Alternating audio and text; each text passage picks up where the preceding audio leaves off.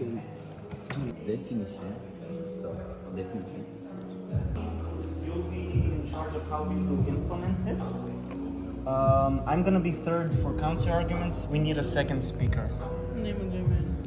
We now invite the first speaker of the government in front to hold their speech. Okay, guys, we have a problem because relying on statistics, we daily 82 tons of CO2 gas is emitted into atmosphere. It's a huge problem. We all know.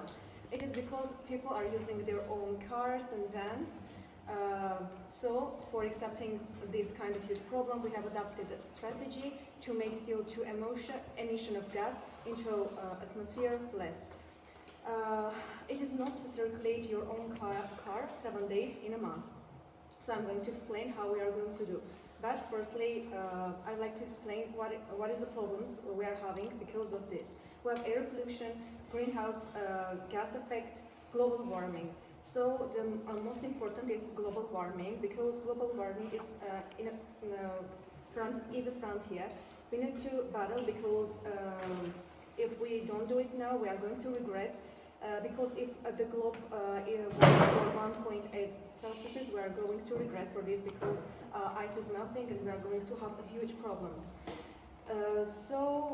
We have adopted a rule not to circulate your car for 7 days in a month. How are we going to do? We have adopted a small strategy. We are going to make an application where all the drivers are signing up in the application and choosing their 7-day randomly, which day they want. So they can't use their cars on these days, and this is connected with the application. They are ordering a taxi, so they won't be able to order a taxi on the days they are not using their cars. It's an application we are going to make, and also one important thing, how we are going to control this. In the streets there are lots of cameras. It's going to work with artificial intelligence. For example, if I have chosen this day and I'm going to drive my car, artificial intelligence, like cameras in the street, are going to notice my car, and I'm going to be fined that I have used my car. And there are some cases there can be days that you needed your car to use. But for example, you are going to hospital, something urgent happened. For this, if you have some checks or some documents that you can prove that it was urgent, you couldn't escape to use your car, your 1 day is going to be until next month. It's just a small strategy. And the last thing I want to add, we're going to use lots of transport, like all villages are going to have free transport. Also, people should use bikes, bicycles, usage of bicycles is going to be higher. Also, one more thing about food transport and electrical cars are also important, because they are escaping this rule. Who has electrical car, they are not going to sign this application.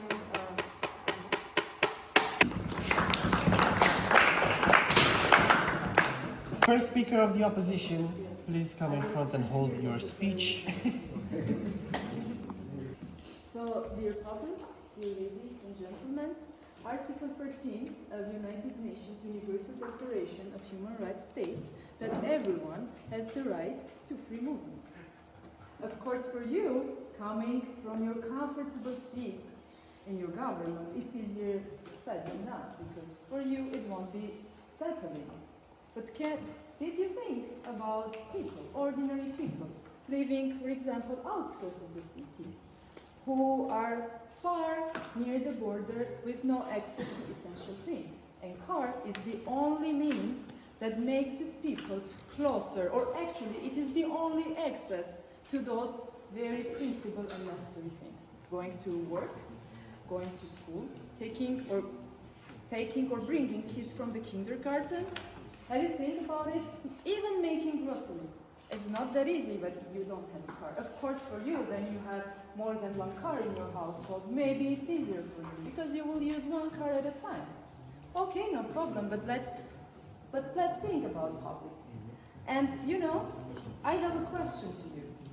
When are we going to think about those people who elected you to represent them here? Okay, let's be an example for us. walk from your expensive mansions, houses, in the outskirts, in the prestigious quarters, in the outskirts of the city, walk to your governmental building with us. Be an example to us. And I don't understand why we need to limit people and don't provide incentives for easier solutions. Maybe we need to provide incentives to them to use more public transport. Why not? And why are we so late in implementing this stuff so late? Because we know that the percentage of car ownership is going to be down in a very near future. And as you mentioned, there are going to be a lot of electric cars as well, right? Okay, so again, why don't we think about people who are going to be again punished for the decisions made by the rich people as you are? Why? I would like to hear that answer. And one more thing, don't make us look as if we're not caring about the environment, because we do. But also please, don't pretend that you care about the environment, because as we see, you don't. You only care about your gains and your benefits. Thank you.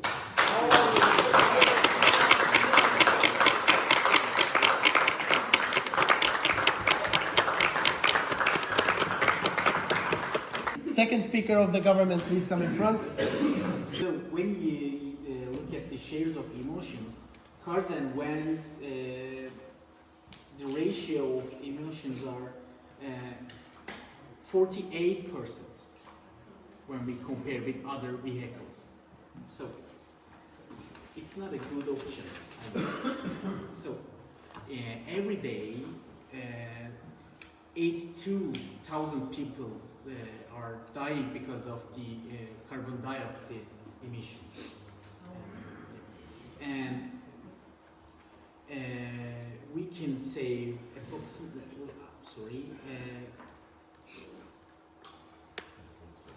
we can save approximately 1.3 million people for each week if we don't use cars and etc. And you can find out these statistics from the worldcounts.com. And for the shares of emotion, you can look up for stats.com.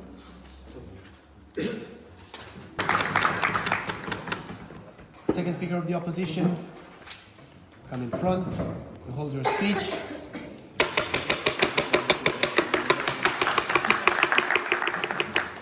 Respectful opponents, dear jury members, honorable jury members.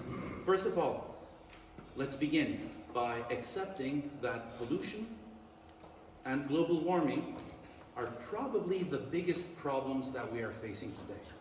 So we have no opposition whatsoever to this fact, and it is something that needs to be tackled and tackled quickly. However, pollution is the problem, but is the solution to this pollution problem outlawing vehicles for 25% of the month, 7 days out of a month? We don't believe this is, because this type of limitation has been used in a number of places around the world, but only during periods of crises, when pollution levels reached levels where it was dangerous to get out and do your regular work. There have been times when, in places like London and a few other places, they put limitations. Even in Istanbul, we said on particular days, even-numbered or odd-numbered vehicles could travel. But again, be careful when you implement something like this, because who is it that you are punishing? As my colleague stated, if you are, these statistics obviously aren't for the entire world, but for developed countries, there is about 92% ownership of vehicles, at least one car. And then we have some families, approximately 38%, that have at least 2 vehicles. And actually more than 20% with actually 3 vehicles in developed countries. Now these people aren't going to be harmed when you impose the limitations, because they're not going to take the red car. Oh, today I'll take the gray car. Not a problem. I get to do whatever I want. However, the other families are going to have to find ways to make do, to walk or run or whatever they can.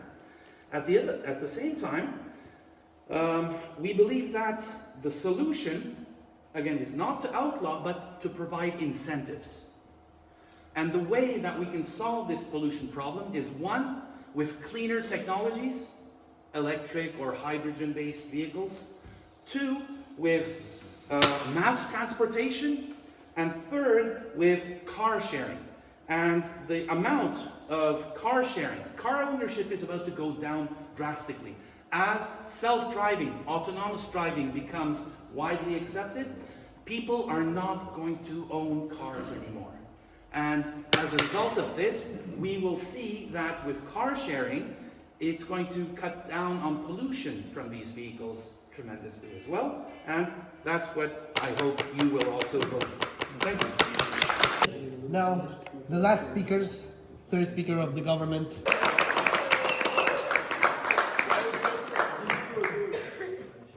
Hello, everyone. My name is Ilya. I'm the third speaker of the government for today's discussion, which is that we need to implement a 7-day ban on work on vehicles. Not a 7-day ban, but a 7-day per month decirculation of vehicles of the public. I'm going to reiterate something that my first speaker said, and that is that global warming is a frontier that we need to fight right now. It's a very serious problem, which our opponents do agree on, but they seem to have missed a few points. Basically, the problem right now is that the global, the Earth, if it warms just a 1.8 Celsius degrees Celsius more, it will cause a very horrible negative feedback loop, which will release way more CO2 in the atmosphere, which will worsen in itself, causing a negative feedback loop, and we will reach a point of no return. Now, we are proposing a solution, and they're saying that we're not creating any incentives, which I don't understand how they missed the whole point. That's the whole that's the incentive in itself, to lessen the use of vehicles by private individuals. And the way we're going to not punish the public, we're going to give them alternatives like free public transport, and even in the regions who are in the borders of the country. And also that's an incentive in itself, because it will make people want to use more green transportation options like bikes and electric scooters and such. The first speaker of the opposition mentioned something about our expensive mansions, which I really don't see the relevance here, and also you do not know my living situation. Personally, I live in a dumpster. A fancy house. Very fancy.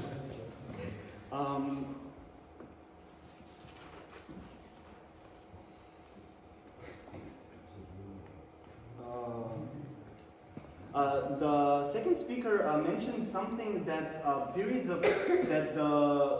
thing we're trying to implement right now has only been used in periods of crisis. Well, maybe we have not reached the crisis stages that are commonly defined by most countries, but we're very shortly going to reach them, and we're going to reach them to the point where we can't go back. That's why we need to focus, and that's why we're taking this so seriously. If you don't see it as a point of crisis, we do, because we won't be able to save ourselves and our future generations. We will doom the earth forever. And that's my time.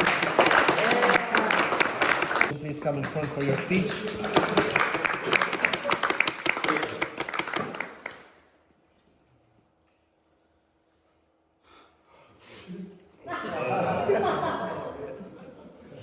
I prepared a speech for you guys, but I don't want to talk with you like a representative of some party or NGO. I want to be part of you guys. The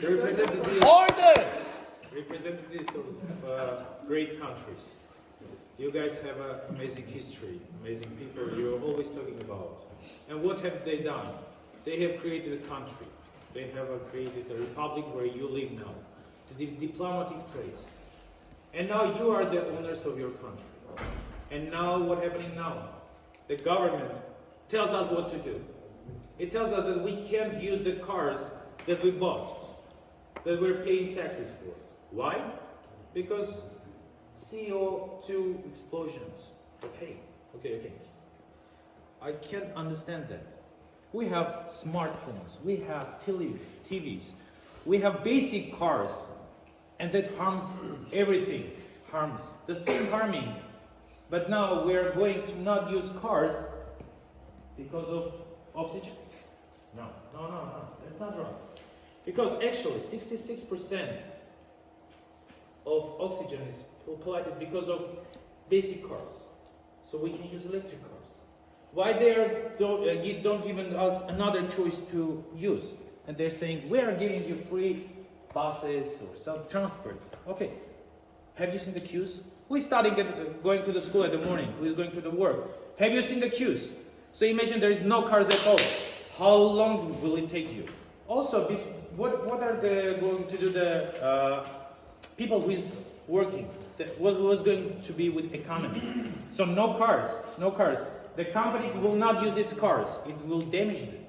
So guys, are you against us or you want to help us? You want to break our economy? You want to break our health? What else do you want from us? We're doing the best. We're trying to make everything better and better like our Asians did. Why don't you want to help us? Why you don't want to listen to us? We want to be on the same page. But you a bit higher than us. That's not how it's going to work. It's really hurt us, and it's really hurt my feelings, and I think you guys are sharing my thoughts. I have everything to say here, but I don't want to talk about numbers. I want to talk about whatever I feel. Thank you.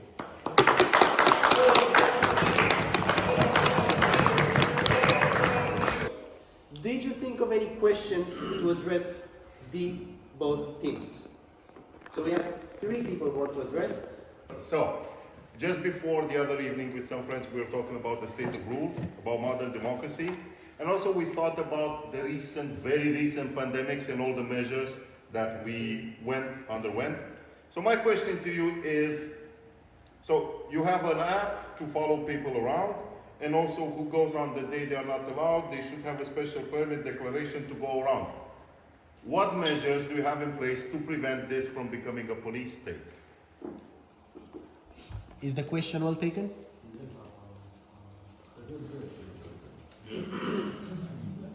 He's absorbed. The public is In the pandemic situation. They didn't think of 1982, he did. You broke everyone. Go back.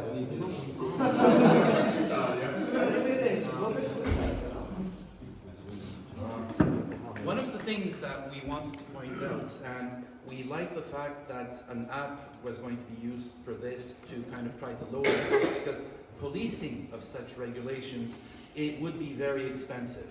So while we're trying to save the world, the environment, we're adding a lot of costs to the companies and to the government. But more importantly than that, if you look at this note, this is what we're worried about. Big Brother.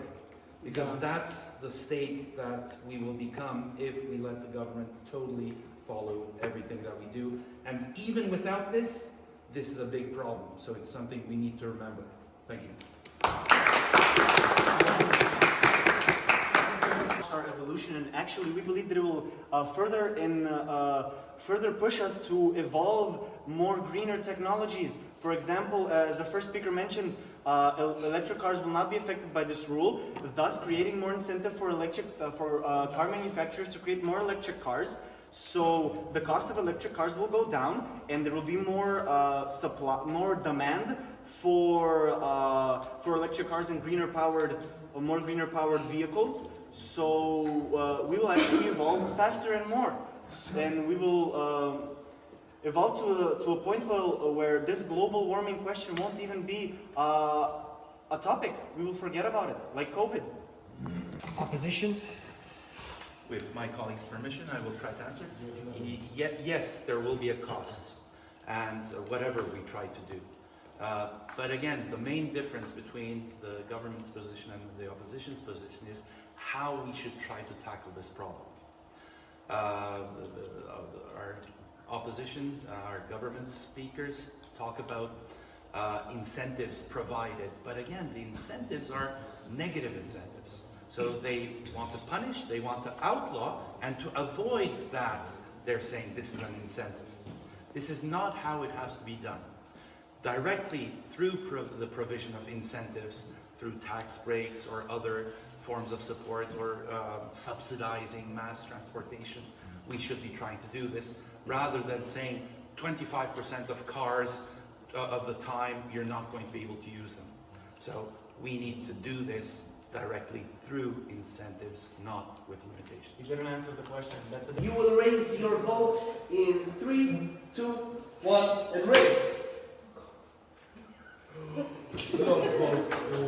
With an almost complete majority, the opposition wins the debate.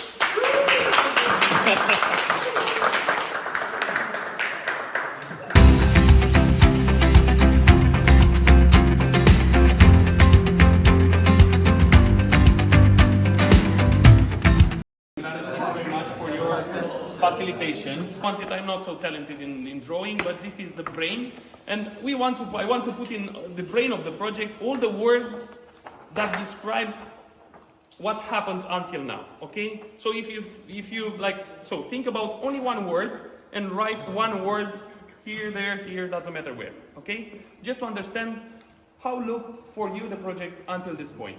Okay. No, it's not Secayoli, it's not Africa. Secayoli, for you.